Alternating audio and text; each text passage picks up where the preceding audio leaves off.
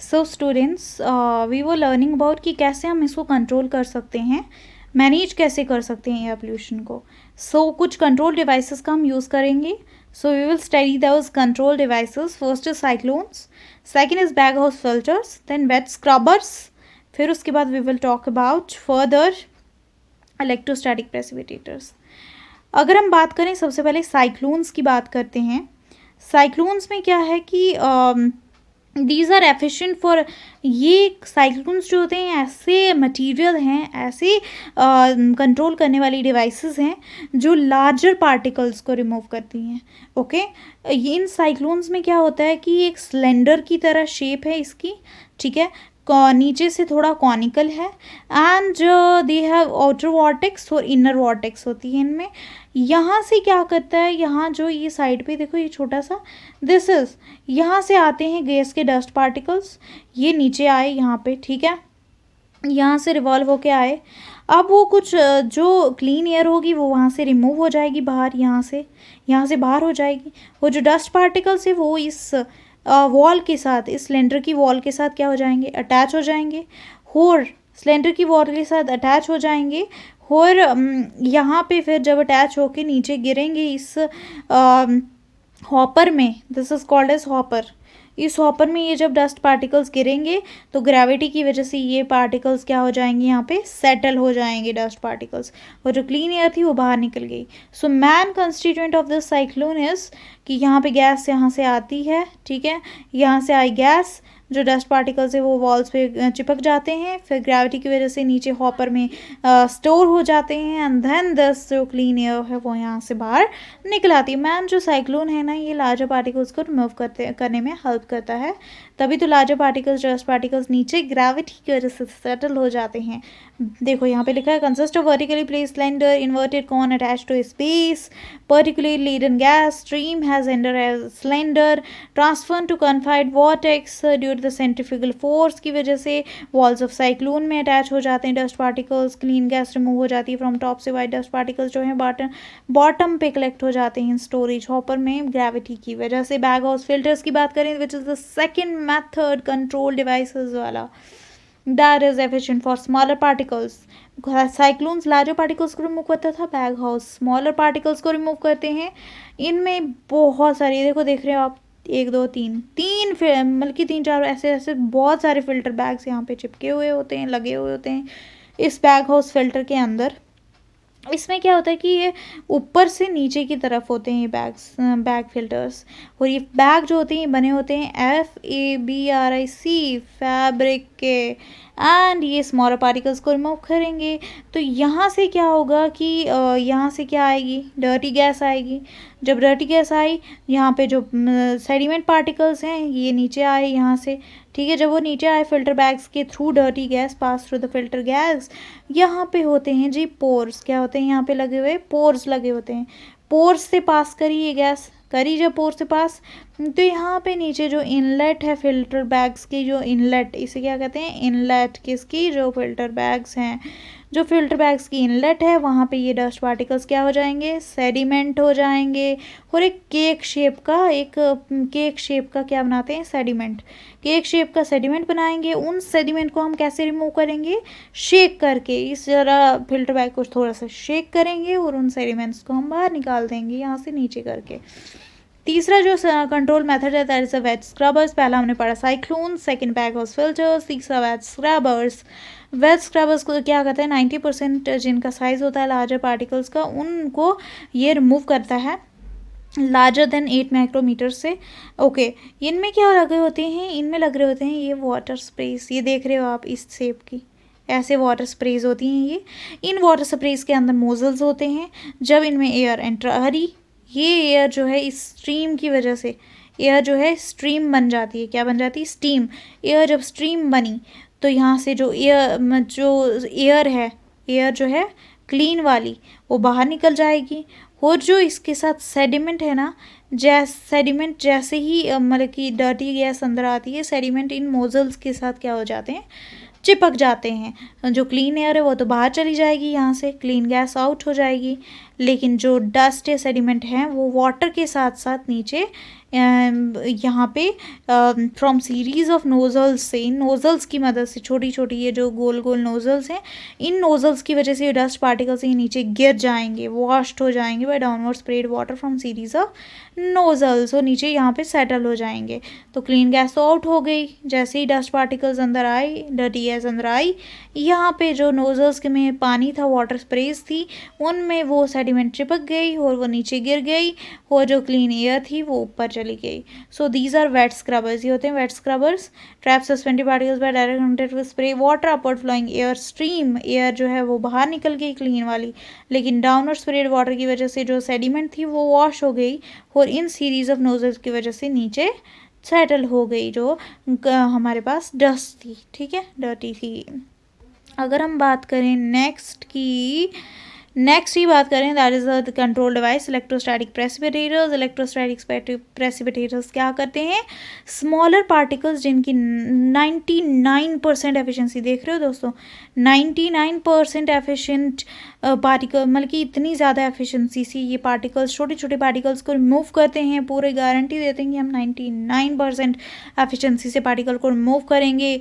ये fine particles को हवा से निकालते हैं, अच्छे अच्छे पार्टिकल्स को, अच्छी क्लीन एयर को ये बहुत अच्छे से मतलब कि क्लीन एयर का फॉर्मेशन करते हैं, एंड जितने भी इनमें सेडिमेंट पार्टिकल्स हैं उनको सेटल कर देते हैं।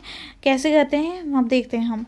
इन electrostatic precipitators, electrostatic means electric type के होंगे, ठीक है, मतलब कि इलेक्ट्रिक होंगे तो इनमें क्या होंगे, इलेक्ट्रिक है तो चार्जेस से रिलेटेड है, इनमें चार्ज होता है।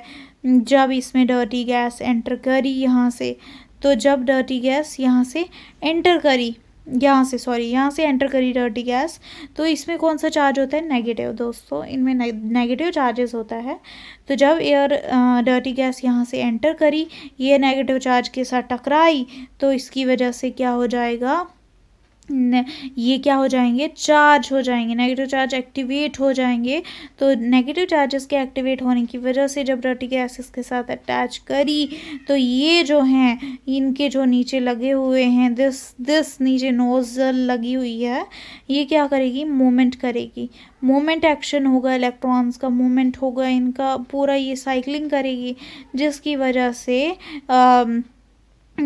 वजह से ये जो क्लीन एयर है वो यहाँ से रिमूव हो जाएगी, और जितनी भी सेडिमेंट है वो यहाँ नीचे पे स्टोर हो जाएगी। ये होता है इलेक्ट्रोस्टैटिक प्रेसिपिटेटर्स का काम, मतलब कि जो प्रेसिपिटेट्स बने वो नीचे सेटल हो जाएंगे, क्योंकि इलेक्ट्रिक है तो दैट इज चार्जेस होंगे, चार्जेस जो हैं चार्ज होंगे, तो उसकी वजह से ये घूमेगी, और यहाँ पे जितने भी सेडिमेंट है वो यहाँ पे सेटल, एंड जो क्लीन एयर है वो यहाँ से आउट।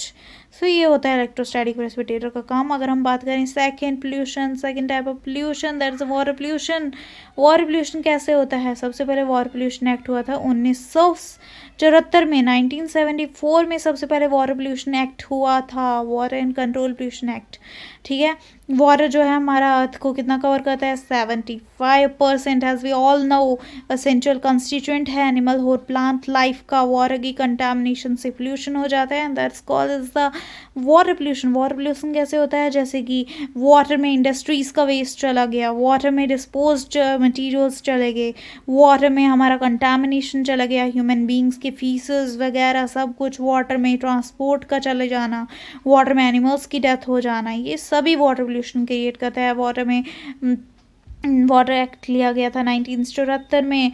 डिफाइन वाटर पोल्यूशन कैसे डिफाइन कर सकते हैं हम, कंटामिनेशन हो जाना वाटर की, फिजिकल, केमिकल, इंडस्ट्रियल, इन सब चीज़ों की वजह से जितने भी discharges, sewage, liquid, solid, gases, इन सब की वजह से जो भी इम्प्योरिटीज़ हमारे वाटर में जाती हैं, जो बहुत ही इंजरियस और हार्मफुल है हमारे ह्यूमन हेल्थ के लिए, एक्वेटिक लाइफ के लिए, ठीक है, उसी को वाटर पोल्यूशन कहते हैं। इंस्टेड एग्रीकल्चर से भी जो पेस्टिसाइड्स हमने यूज़ किए, जब वो रेन लगेगी, ठीक है, रेन आएगी तो उसकी वजह से जो पेस्टिसाइड्स हैं फ्लो करके वाटर में चले गए, वाटर में गए तो उसकी वजह से एक्वेटिक लाइफ को उन पेस्टिसाइड्स एंड केमिकल्स की वजह से अफेक्ट हो सकता है। This is all about water pollution कैसे होता है। अगर हम control and management of water pollution की बात करें दोस्तों, तो सबसे पहले इंडस्ट्रियल एफ्लुएंट्स होते हैं और स्टोरेजेस होती हैं। इंडस्ट्रियल एफ्लुएंट्स और कुछ स्टोरेजेस होती हैं, लाइक इंडस्ट्रीज से जो निकला वेस्ट और कुछ स्टोरेज वेस्ट निकला, इनको जो है इनको सबसे पहले हम कैसे कंट्रोल कर सकते हैं। जितना भी इंडस्ट्रीज से चीज़ें निकली, इंडस्ट्रीज से जितनी भी एफ्लुएंस जैसे कोई डिस्चार्जेस निकले, प्लास्टिक निकला, उन सब को, इंडस्ट्रीज से जितना भी पानी निकला, उन सब को पहले ट्रीट करना पड़ेगा हमें। ठीक है, वेस्ट वाटर ट्रीटमेंट में क्या क्या आता है, फिजिकल, केमिकल, बायोलॉजिकल प्रोसेस आते हैं। ये 3 प्रोसेस आते हैं। सबसे पहला जो प्रोसेस है दैट इज़ द, जो सबसे पहला ट्रीटमेंट हम कर सकते हैं इंडस्ट्रीज़ का जितना भी वेस्ट निकला, सबसे पहले प्रीलिमिनरी ट्रीटमेंट होता है, जिसमें क्या करते हैं जितना भी फ्लोट मटेरियल है, चाहे डेड बॉडीज़ हों, फ्री मतलब कि कोई भी प्लास्टिक वेस्ट हो, पेपर्स हों, कुछ भी हों, उनको क्या करना है हमें सबसे पहले प्रीलिमिनरी ट्रीटमेंट करना है। प्रीलिमिनरी ट्रीटमेंट क्या होता है, इसमें क्या करते हैं हम डेड बॉडीज़, ब्रांच मतलब कि वहाँ से मटेरियल इंडस्ट्रीज से निकला, उनको, पेपर्स को, उन सब को हमें कैसे ट्रीट करना है उसमें हम देखेंगे प्रीलिमिनरी ट्रीटमेंट में।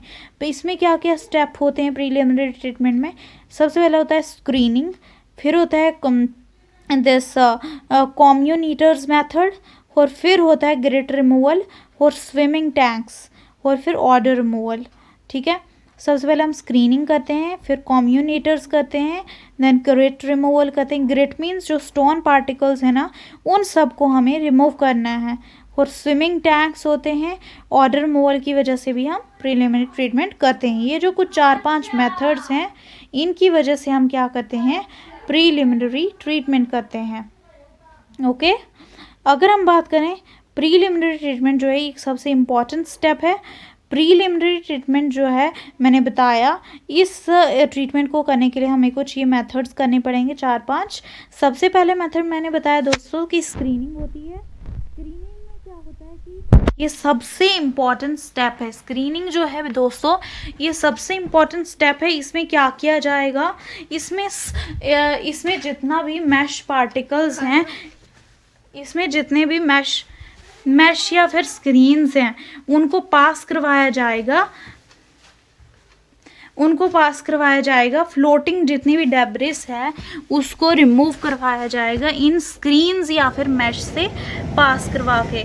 इन स्क्रीन या मैश से पास करवा के प्लास्टिक हो गई, डेड बॉडीज़ हो गई जानवर की, इन सब को इस स्क्रीनिंग वाले मेथड से निकलवाया जाएगा। मैश होंगे उसमें कुछ मैश जो प्रेजेंट होंगे, मैश या स्क्रीन्स प्रेजेंट होंगे, उन मैश या स्क्रीन्स को क्या करना है, वहाँ से इस floating debris, plastics, dead bodies को क्या करवाना है, पास करवाना है। जो छोटी स्क्रीन, जितनी कम छोटी स्क्रीन की ओपनिंग होगी ना, उतना ही उतनी ज़्यादा स्क्रीनिंग जो है वो ऑब्टेन होगी। स्क्रीनिंग क्या हुआ, वो ये डस्ट, मैश, जितना भी मैश या डस्ट है, that is all called has the screening.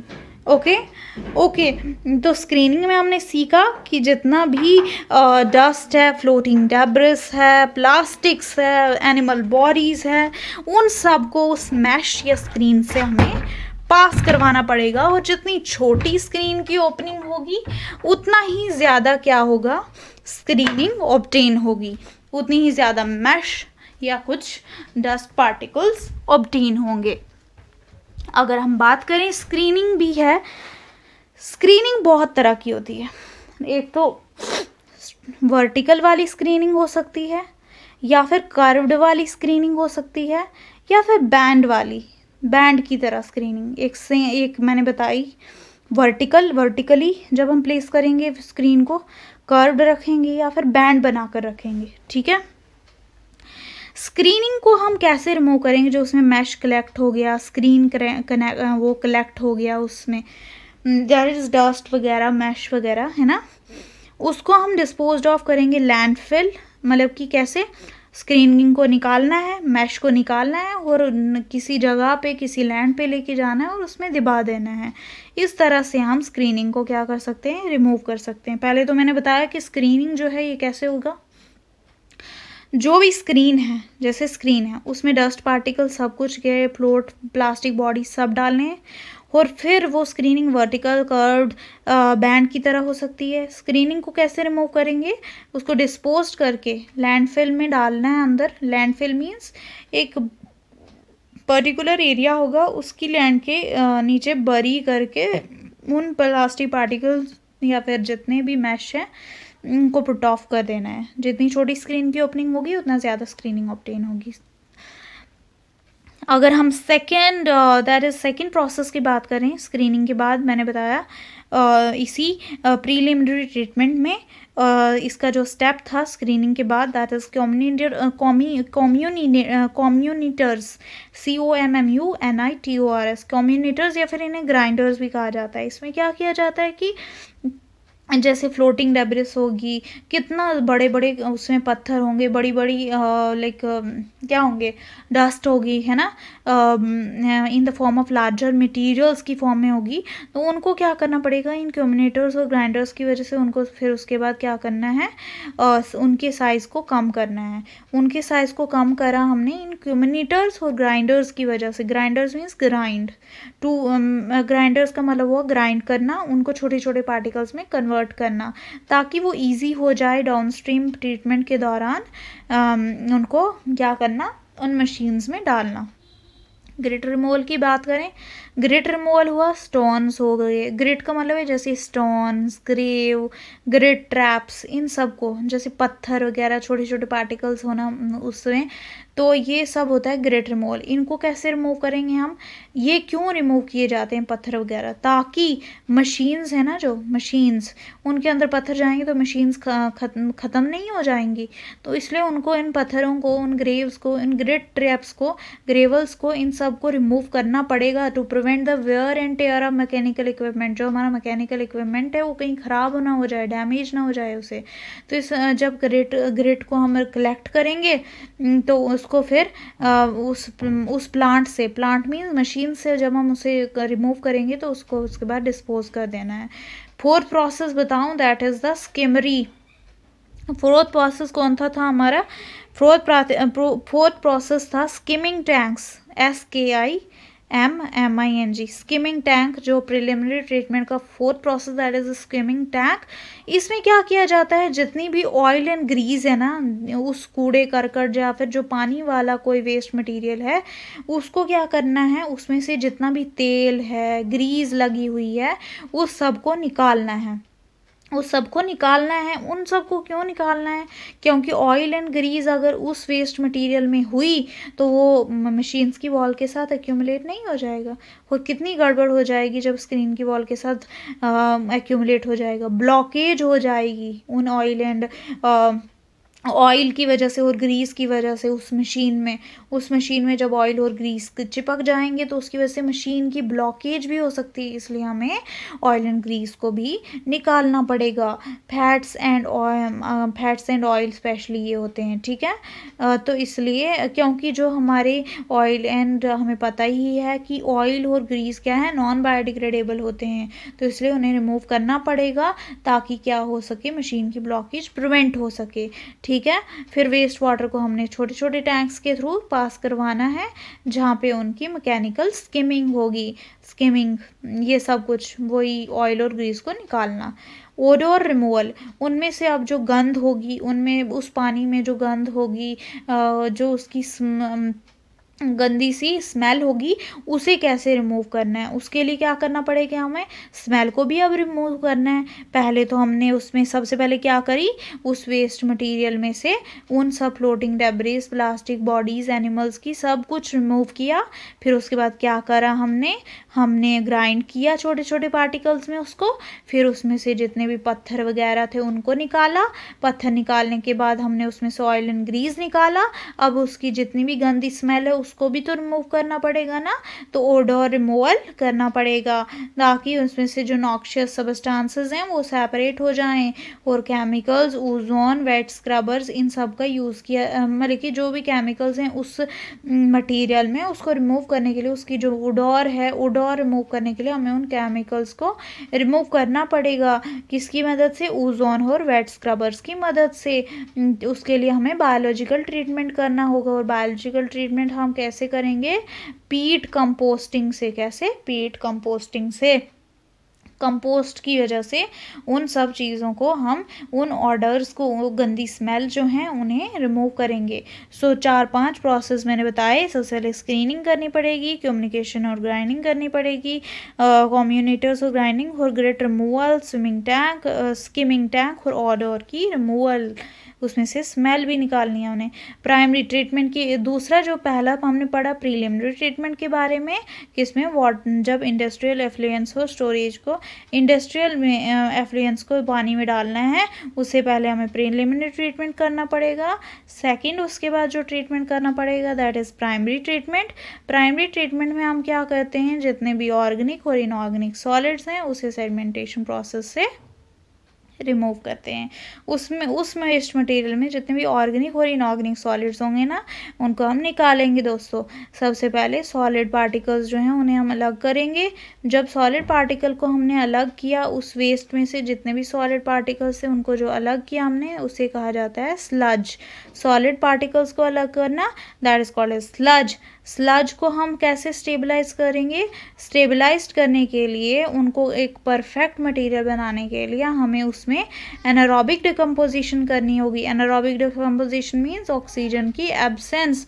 Oxygen की एब्सेंस होगी तो ऑक्सीजन की एब्सेंस कैसे करेंगे, हम उसको डाइजेशन टैंक में रखें। रेजिजुअल, जो इसमें रेजिजुअल मटेरियल होगा वो, उसको हम क्या कर देंगे, लैंड में, किसी लैंड में लिया, उसमें बरी करके उसको, उस रेजिड्यू को अंदर डाल दिया।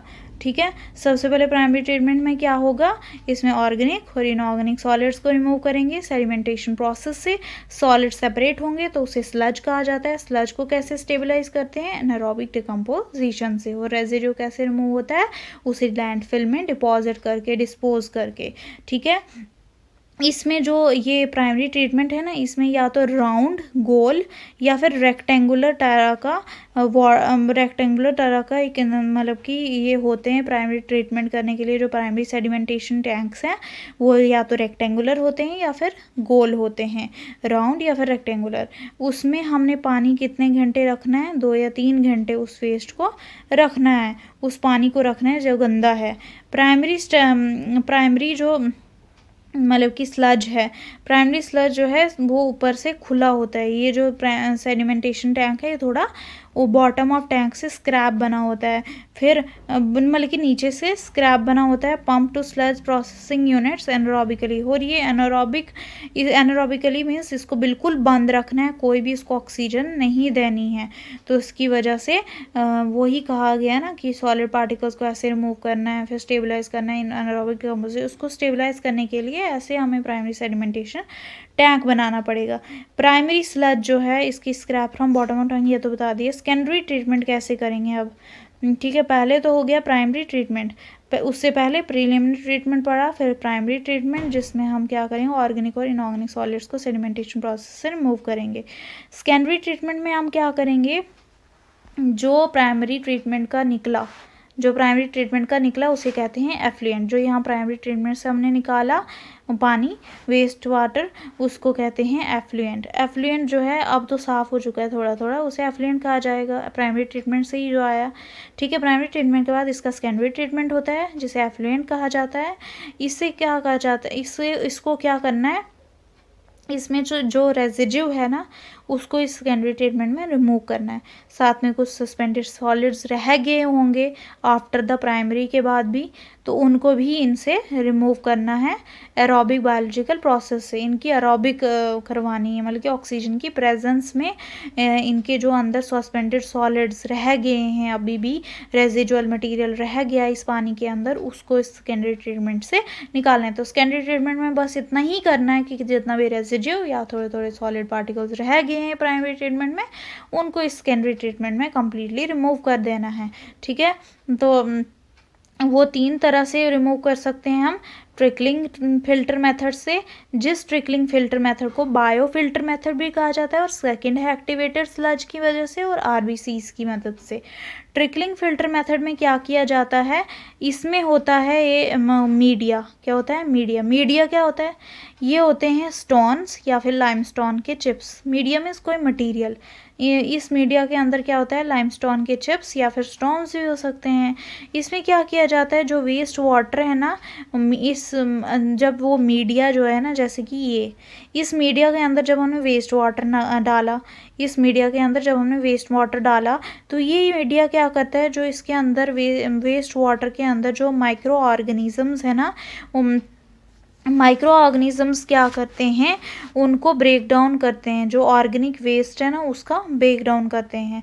सो मैंने बताया कि कुछ मीडिया की वजह से स्टोन्स या फिर जिन्हें लाइमस्टोन चिप्स कहा जाते हैं, ये हमारे मीडिया हैं, ये क्या करेंगे, वेस्ट वाटर जब इन पे पड़ेगा तो वेस्ट वाटर के इन मीडिया के अंदर क्या होंगे, माइक्रो ऑर्गेनिज्म, जो क्या बनाएंगे, फिल्म बनाएंगे ऐसे तरह की, और ऑर्गेनिक वेस्ट को ब्रेक करने में मदद करेंगे।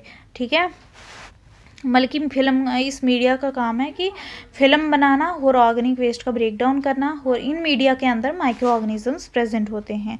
एक्टिवेटेड स्लज की बात करें तो एक्टिवेटेड स्लज में क्या होता है कि इसमें ऑक्सीजन होता है, एरिएशन टैंक होता है इसके अंदर, बल्कि एक्टिवेटेड स्लज मेथड में क्या होता है, एक एरिएशन टैंक होता है, उस एरिएशन टैंक में बहुत सारे माइक्रो ऑर्गेनिज्म, ये एरिएशन टैंक है, इसमें बहुत सारे माइक्रो ऑर्गेनिजम्स होंगे, और यहाँ पे क्या सप्लाई, इस एरिएशन टैंक में ऑक्सीजन की सप्लाई की जाएगी, माइक्रो ऑर्गेनिजम्स हैं, ऑक्सीजन की सप्लाई होगी, और फिर होगी ऑक्सीजन की प्रेजेंस में माइक्रो ऑर्गेनिजम्स भी प्रेजेंट है, और यहाँ पे फिर क्या करा जाएगा, इसको इस टैंक में, इन एरिएशन टैंक्स में 3 से 8 घंटे तक रखा जाएगा, और इनका अगर बीओडी लेवल ज़्यादा है तो 3 से 8 घंटे के अलावा ज़्यादा घंटे तक भी हम रख सकते हैं, अगर बीओडी लेवल ज़्यादा है। बीओडी लेवल का ज़्यादा होना मीन्स उसमें पोल्यूटेंट्स कुछ ज़्यादा ही हैं, तो इसलिए 3 से 8 घंटे तक रखना पड़ेगा। रिटेंशन टाइम मीन्स उसमें रखना,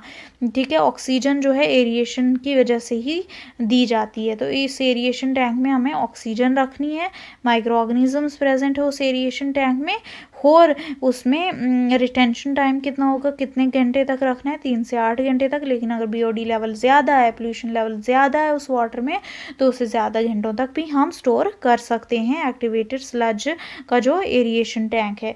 आरबीसीज मेथड की बात करें, आरबीसीज की क्या फुल फॉर्म होती है, rotating biological contactors. Rotating biological conductors, rotating biological contactors से क्या समझते हैं कि ये रोटेट करेंगे, ये बिल्कुल बायोफिल्टर्स की वजह बायोफिल्टर्स के जैसे होते हैं। इनमें क्या होता है कि ये इनमें भी मीडिया प्रेजेंट है। देखो बायोफिल्टर्स ये वाले ट्रिकलिंग फिल्टर मेथड, उसमें मीडिया था, मीडिया जो होते हैं वो स्टोन्स के बने होते हैं या फिर limestone chips, CHIPS, limestone chips के बने होते हैं मीडिया। ये स्लोली, देखो मैंने बताया रोटेटिंग बायोलॉजिकल कॉन्टैक्टर्स हैं ना, तो ये क्या करेंगे, रोटेट करेंगे। इनके साथ जब डस्ट, इन मीडिया के साथ ये डस्ट जब चिपकेगी ना, ये लाइमस्टोन चिप्स वगैरह के साथ जब डस्ट चिपकेगी तो ये क्या करेंगे, रोटेट करेंगे एकदम से, तो फिर क्या होगा, जो गंद नीचे निकलेगी वो सबमर्ज्ड हो जाएगी। तो इस तरह से सेकेंडरी ट्रीटमेंट किया जाता है इन 3 मेथड से। तो टिकलिंग फिल्टर मेथड, जिसे बायोफिल्टर मेथड भी कहा जाता है, और एक्टिवेटेड स्लज और आरबीसीज बिल्कुल बायोफिल्टर के जैसे हैं। इनमें भी मीडिया होता है, वहाँ पे गंद चिपकती है और इनकी रोटेशन होती है, तो फिर इसे ही आरबीसीज मेथड कहा जाता है, और फिर वो सेडिमेंट हो जाते हैं नीचे। अगर सेकेंडरी के बाद बात करें तो ये टर्शियरी ट्रीटमेंट होता है। टर्शियरी ट्रीटमेंट में क्या किया जाता है, कंस्टिट्यूएंट्स जितने भी बच गए ना, अभी भी थोड़े से जो कंस्टिट्यूएंट बच गए हैं उनको भी रिमूव करेंगे हम। नाइट्रोजन हो गई कुछ पानी में, फॉस्फोरस हो गए, कुछ दूसरे मेटल्स हो गए, तो उनको कैसे रिमूव करना है, ये वो इससे रिमूव होता है टर्शियरी ट्रीटमेंट से। तो उसके लिए कुछ 4 मेथड्स हैं। सबसे पहला मेथड है कोआगुलेशन सेडिमेंटेशन मेथड। ये इसमें क्या किया जाता है, कोआगुलेशन सेडिमेंटेशन से ही पता चल रहा है कि सेडिमेंट होंगे और कोआगुलेशन होगा। कोआगुलेशन किससे की जाती है, एलम की वजह से, लाइम की वजह से, या फिर फेरिक सॉल्ट्स की मदद से। ये 3 चीज़ें हैं, एलम, लाइम और फेरिक सॉल्ट्स की वजह से कोआगुलेशन और सेडिमेंटेशन की जाएगी। और ये एलम और लाइम और फेरिक सॉल्ट्स क्या करेंगे, कोआगुलेट करेंगे जो स्मॉलर पार्टिकल्स हैं उस पानी में अभी भी जो छोटे पार्टिकल्स रह गए हैं उनको कोगुलेट करेंगे। कोगुलेशन की वजह से जो लार्जर कोगुलेशन वो तो हो जाएंगे, जो छोटे पानी में पार्टिकल्स हैं ना वो कोगुलेट हो जाएंगे, लेकिन जो बड़े बड़े पार्टिकल्स हैं वो क्या हो जाएंगे, सेटल हो जाएंगे सेडिमेंटेशन टैंक में। तो मतलब कि कोगुलेशन सेडिमेंटेशन हो गई, ठीक है, पानी क्लियर हो गया। फिर करनी है हमें फिल्ट्रेशन। फिल्ट्रेशन के दौरान क्या होगी, जो नॉन बायोडिग्रेडेबल ऑर्गेनिक कंपाउंड्स कुछ पानी में प्रेजेंट हैं, टॉक्सिन वेस्ट प्रेजेंट है, वो इन फिल्ट्रेशन की वजह से क्या होगा, क्लियर होगा। इसमें हम सैंड बेड्स का यूज़ करते हैं, ठीक है, एक्टिवेटेड कार्बन का भी कभी कभी यूज़ करते हैं फिल्ट्रेशन करने के लिए। सैंड बेड्स और एक्टिवेटेड कार्बन ये भी क्या करती है, फिल्ट्रेशन करती है नॉन बायोडिग्रेडेबल वेस्ट का। न्यूट्रिएंट रिमूवल में हम नाइट्रोजन का यूज़ करते हैं, नाइट्रोजन को कंट्रोल करने के लिए यूज़ करते हैं। फॉस्फोरस का रिमूवल कैसे होता है, केमिकल प्रेसिपिटेट्स की मदद से, केमिकल पीपीटीज का यूज़ करते हैं हम, उसकी वजह से फॉस्फोरस का रिमूवल होता है। और उनको किसके साथ करना है, हमें एलम के साथ चिपकाना है, मतलब कि एलम यूज़ करनी है हमें, उसके लिए लाइम बैक्टीरिया यूज़ करना है। एलम का यूज़ करना और लाइम बैक्टीरिया का यूज़ करना विद दीज केमिकल प्रेसिपिटेट्स, उस प्रोसेस को कहा जाता है PAOS, that is polyphosphate accumulating organism. इसको कहा जाता है, केमिकल प्रेसिपिटेट्स को एलम या लाइम के साथ, उसे कहा जाता है PAOS, that is polyphosphate accumulating organisms. मतलब कि ये क्या करते हैं, इनमें ये कैपेबिलिटी होती है इन PAOS में ये कैपेबिलिटी होती है कि ये क्या कर सकते हैं, एक्यूमुलेट कर सकते हैं फॉस्फोरस को अपने अंदर। ये जो PAOS मैंने बताया ना, ये क्या करेंगे, जितनी भी फॉस्फोरस है उस पानी में उसको ये अपने अंदर ले देंगे। ये PAOS उस फॉस्फोरस को अपने अंदर ले लेंगे। इनमें क्षमता होती है कि ये फॉस्फोरस को क्या कर सकते हैं, अपने अंदर ले सकते हैं। अगर हम बात करें नेक्स्ट इस जो टॉपिक है that is the conservation of biodiversity की बात करते हैं। इसके बाद we will left with conservation of biodiversity in situ ex situ conservation की डिस्कसिंग करेंगे and we will close this lecture. Okay, so conservation of biodiversity में कंजर्व करना बायोडाइवर्सिटी को, अपनी बायोडाइवर्सिटी को कंजर्व करना, कैसे कैसे कंजर्व कर सकते हैं, किन किन चीज़ों को हम कंजर्व कर सकते हैं। देखो दोस्तों, हम कंजर्व कर सकते हैं अपनी जितनी भी हमारी नेचर में प्यारी प्यारी रिसोर्सेज हैं, चाहे वो प्लांट्स हो गए, एनिमल्स हो गए, माइक्रो ऑर्गेनिजम्स हो गए, छोटे छोटे नॉन लिविंग एलिमेंट्स कितनी ज़रूरी हैं, हर एक चीज़ इंपॉर्टेंट, माइक्रो ऑर्गेनिज्म से लेकर प्लांट्स से लेकर नॉन लिविंग एलिमेंट्स तक हर चीज़ हमारे लिए बहुत इंपॉर्टेंट है, बहुत ज़रूरी है। कंजर्वेशन ऑफ लिविंग मटेरियल का हम जिन पे डिपेंड रहते हैं दैट इज़ प्लांट्स, इनका भी कंजर्वेशन बहुत इंपॉर्टेंट है दोस्तों। आजकल तो कंजर्वेशन एक इम्पॉर्टेंट एजेंडा बन गया है हमारी गवर्नमेंट का, मतलब कि कंजर्व करना, मतलब कि इतने सारे एक्ट्स आए हुए हैं। तो conserve biodiversity, zoological parks, botanical gardens, ये सब कुछ गवर्नमेंट ने ही कंस्ट्रक्ट करके कंजर्वेशन करने के लिए हमारी बायोडाइवर्सिटी को सब स्टेप्स लिए हुए हैं। दोस्तों हम पढ़ेंगे अब थोड़ा अबाउट कि कंजर्वेशन कैसे कर सकते हैं हम, कितना लैंडस्केप एरिया है जो कंजर्व करने के लिए रखा गया है हमारी इंडियन गवर्नमेंट ने, हमारी अर्थ में कितना ऐसा एरिया है जिसको सिर्फ कंजर्वेशन ऑफ स्पीशीज के लिए रखा गया है। दैट इज़ ओनली 4% दोस्तों, 4% का लैंड का एरिया ऐसा है जिसमें हम सिर्फ कंजर्वेशन करते हैं प्लांट्स और एनिमल्स की। कुछ ज़्यादा नहीं है, बहुत कम है। हमें ज़्यादा से ज़्यादा कोशिश करनी चाहिए कि हम जितना कंजर्वेशन करने की कोशिश करें तो उतना अच्छा है हमारे लिए। Okay, that will lead to more life. Okay, enormous value of biodiversity कैसे हो सकती है, genetic, in medical, optical importance जो है, ये सब इम्पॉर्टेंस जेनेटिक इम्पॉर्टेंस होने की वजह से, medical importance, aesthetic importance, beauty की वजह से, जैसे कहीं नेशनल पार्क्स की ब्यूटी को देखकर लोग वहाँ पे विज़िट करते हैं, जूलॉजिकल पार्क्स में विज़िट करते हैं, जूज़ में, इन सब एस्थेटिक्स की वजह से, मेडिकल कंडीशंस, जेनेटिक चीज़ों की होने की वजह से ये स्ट्रेस बन गया है गवर्नमेंट में कि वो क्या करें, कंजर्व करें बायोडाइवर्सिटी को। तो इसलिए इंपॉर्टेंट है बायोडाइवर्सिटी को कंजर्व करना ना, है ना, एस्थेटिक वैल्यूज की वजह से उनकी। बहुत सारे नेचर्स को बहुत सारा चैलेंज फेस करना पड़ता है, बहुत सारा चैलेंज फेस करना पड़ता है कि कैसे कंजर्व करें हम अपनी बायोडाइवर्सिटी को। हम आजकल रियलाइज़ करते हैं कि वाइल्ड लाइफ एक हंट करने की गेम नहीं, मतलब कि वाइल्ड लाइफ सिर्फ हंटिंग के लिए नहीं होती। वाइल्ड लाइफ जो है एक नेचर का गिफ्ट है जिसे हमें इंजॉय करना चाहिए, उसे अलग अलग तरीके से इंजॉय करना चाहिए, एक like aesthetic has a aesthetic enjoy करना चाहिए, not has just a hunting. ठीक है। अब अगर हम बायोडाइवर्सिटी की कंजर्वेशन की डेफिनेशन की बात करें तो बायोडाइवर्सिटी कंजर्वेशन की डेफिनेशन का मतलब ये है कि प्रोटेक्शन करना, बचावत, मैनेजमेंट करना बायोडाइवर्सिटी को। क्यों करना बचावत? ताकि फ्यूचर यूज़ हो सके। फ्यूचर में जो हमारे मतलब कि फ्यूचर जनरेशन है वो कैसे इस चीज़ को, इन चीज़ के बारे में स्टडी करेंगी, इन चीज़ को जानेंगी, तो उसके लिए भी इम्पॉर्टेंट है हमारी बायोडाइवर्सिटी को कंजर्व करना। अब बायोस्फीयर रिजर्व्स ही देख लो, है ना, कितने इम्पॉर्टेंट है। सो अगर हम 3 मेन ऑब्जेक्टिव्स की बात करें जिसकी वजह से हम बायोडाइवर्सिटी को कंजर्व कर रहे हैं, वो क्यों कर रहे हैं, प्रिजर्व करते हैं बायोडाइवर्सिटी, 3 ऑब्जेक्टिव्स जो बायोडाइवर्सिटी कंजर्वेशन लीड करता है। दैट्स डाइवर्सिटी ऑफ स्पीशीज, अलग अलग तरह की अलग अलग जातियों की, जो हमारी अलग अलग जातियाँ हैं, हमारी अलग अलग एनिमल्स, जानवर, अलग अलग तरह के स्पॉन्जेस वगैरह, इन सब चीज़ों की वजह से, इन सब के अट्रैक्शंस की वजह से हम बायोडाइवर्सिटी को कंजर्व कर रहे हैं।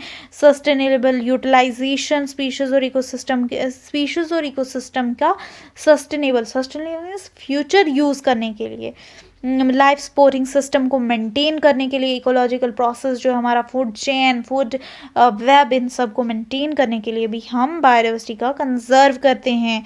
Variety of biodiversity conservation methods जो हैं ये डिपेंड करते हैं वैरायटी, और बायोडाइवर्सिटी का मतलब होता है वैरायटी और वेरिएबिलिटी होना अर्थ की, बल्कि वैरायटी और वेरिएबिलिटी जो है लाइफ की अर्थ पे कैसी है, that is the biodiversity.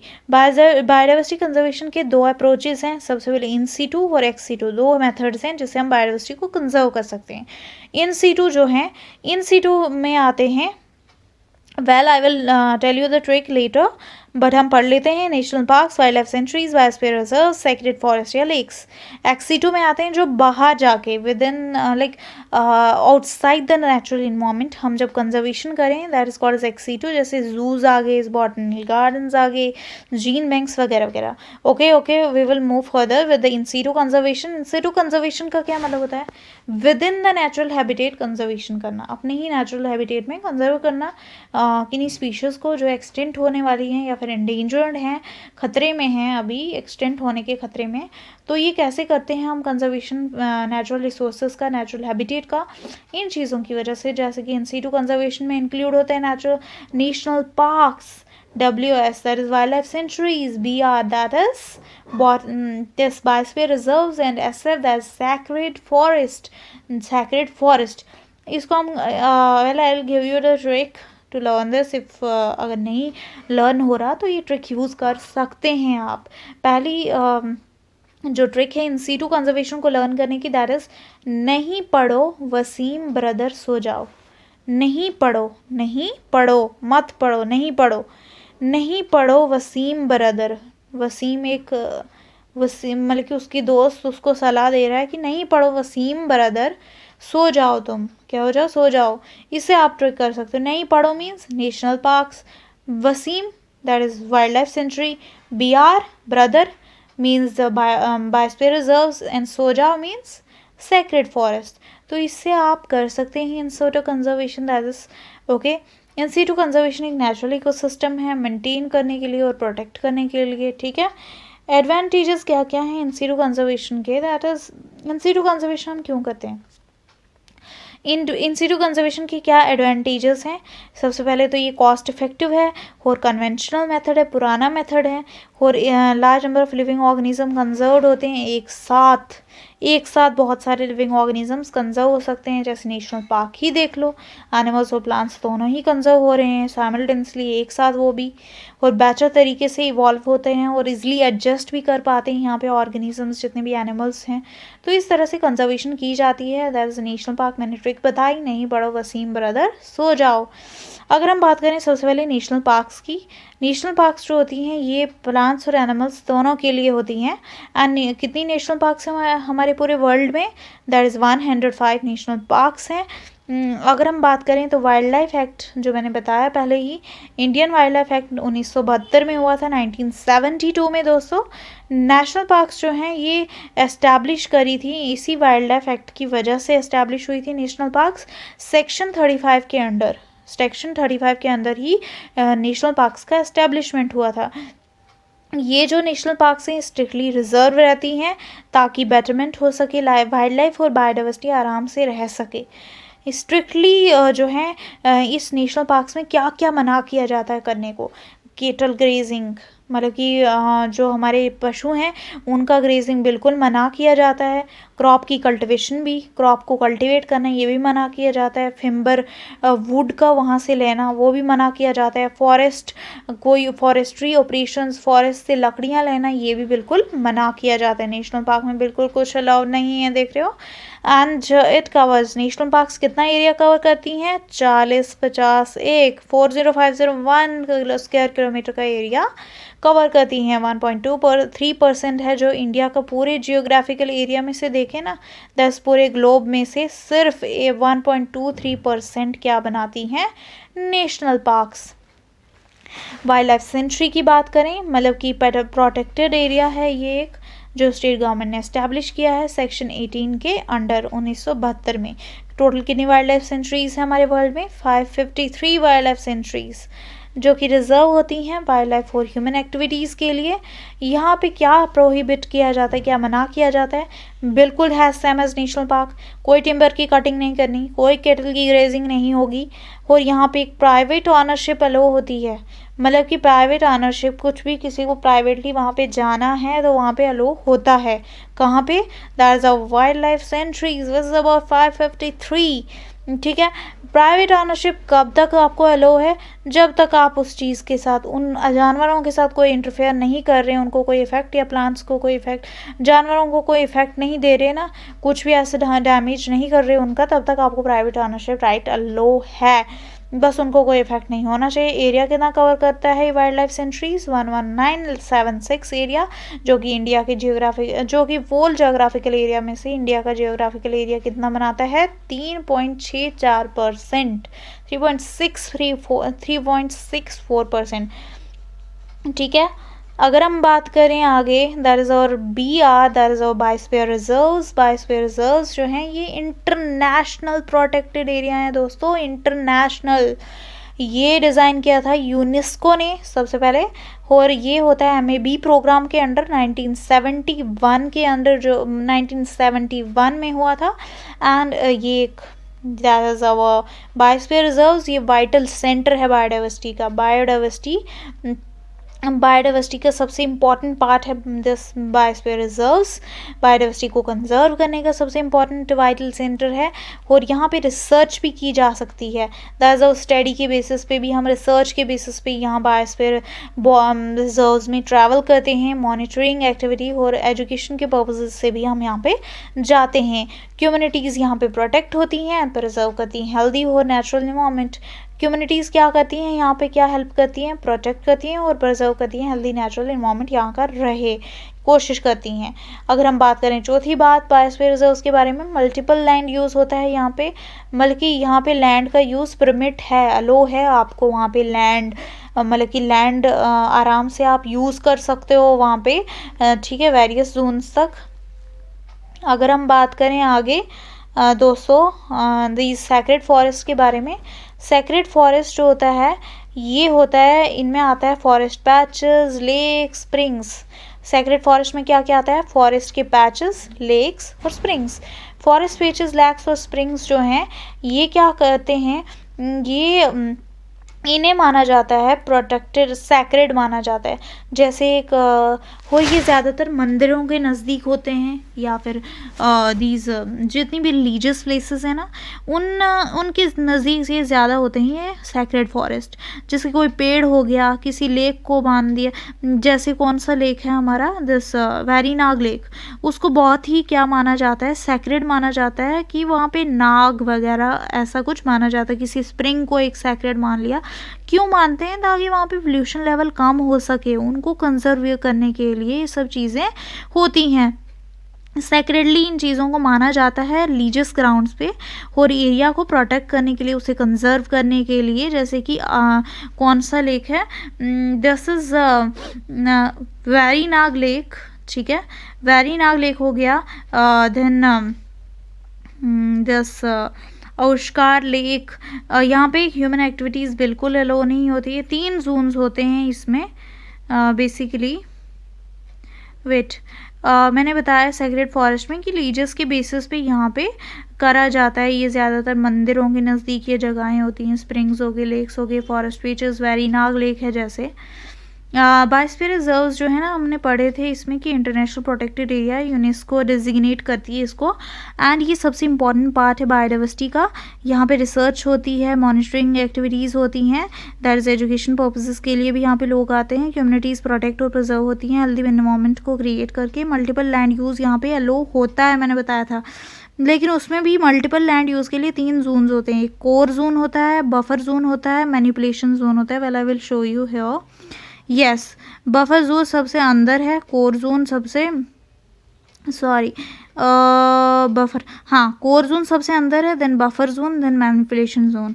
Core zone जो होता है ना, यहाँ पे बिल्कुल भी ह्यूमन एक्टिविटीज़ अलो नहीं होती, ठीक है। 3 जोन्स बताए जहाँ पे लैंड यूज़ हो सकता है, परमिट हो सकता है, अलो हो सकता है। कोर जोन जो होता है यहाँ पे बिल्कुल ह्यूमन एक्टिविटीज़ अलो नहीं है।